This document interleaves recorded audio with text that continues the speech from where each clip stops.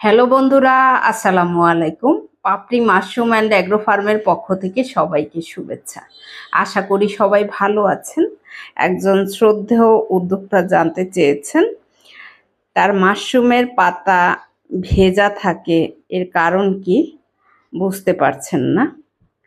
এই সমস্যাটা অনেকেরই হয়ে থাকে, যারা আবহাওয়ার ধরন বুঝেন না তাদের জন্য এই সমস্যাটা হয়ে থাকে, যার কারণে আপনাদের ভোক্তা কমপ্লেইন আসে। চপের দোকান হোক বা খুচরা ভোক্তা হোক অথবা পাইকারি হোক, আপনার কোয়ালিটি ঠিক না থাকলে আপনি সঠিক দাম পাবেন না, এটাই স্বাভাবিক।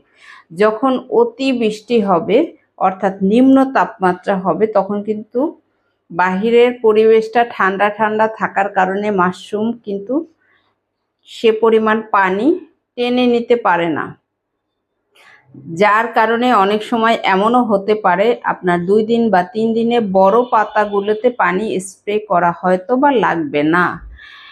এটা স্থানকাল পাত্রভেদে নির্ভর করে। যদি আপনার ঘরটা স্যাঁতসেঁতে থাকে সেক্ষেত্রে হয়তো লাগবে না, কিন্তু এটা সবার জন্য প্রযোজ্য না।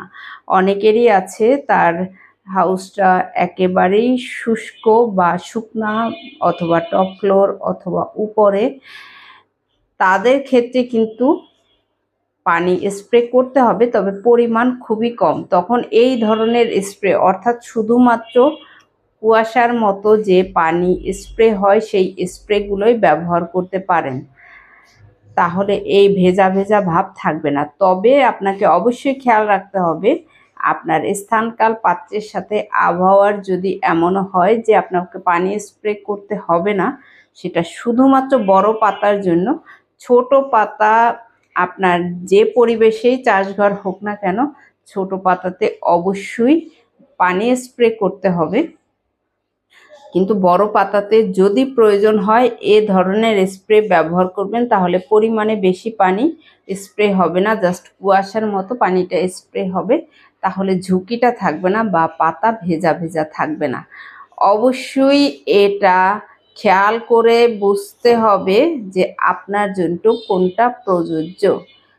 একই নিয়ম সবার চাষ ঘরে না, এ বিষয়টা অবশ্যই আপনাকে মাথায় রেখে মাশরুম চাষ করতে হবে। মাশরুম চাষের ক্ষেত্রে মূলত আবহাওয়ার ধরন অনুযায়ী আপনাকে পানি স্প্রে কখন কিভাবে করতে হবে এই বিষয়টা অবশ্যই গুরুত্বের সাথে যদি আপনি না করতে পারেন, হয়তো বা ওজনের দিক থেকে ঠকবেন অথবা আপনার পাতা ভেজা ভেজা থাকবে, আপনি আপনার ভোক্তাকে স্যাটিসফাইড করতে পারবেন না এবং সঠিক মূল্য আপনি পাবেন না, কোয়ালিটি ঠিক থাকবে না। কারণ যখন পাতা ভেজা থাকবে তখন প্যাকেটে পানি জমে যাবে অথবা ভেজা ভেজা বেশি থাকার কারণে কাস্টমার এটাকে গ্রহণযোগ্য মনে করবে না অথবা একটু গন্ধ গন্ধ ভাব চলে আসবে। আশা করি এই বিষয়গুলো যখন আপনি ধীরে ধীরে বুঝতে শিখবেন, তখন আপনি কোয়ালিটি অনুযায়ী পণ্য আপনি মার্কেটে ভালো দামে বিক্রি করতে পারবেন। আশা করি ভিডিওটি দেখে উপকৃত হবেন। যারা জানতেন না তারা জেনে নিতে পারবেন। অনেকে আছেন জানেন না কিন্তু মনে থাকে না, তারাও এই ভিডিওটি দেখে মনে করার চেষ্টা করবেন। ভালো থাকুন, সুস্থ থাকুন এবং নিজ ঘরে ঘরে মাশরুম চাষ করে নিজের পুষ্টির চাহিদা মিটিয়ে তুলুন। ভালো থাকুন। আল্লাহ হাফেজ।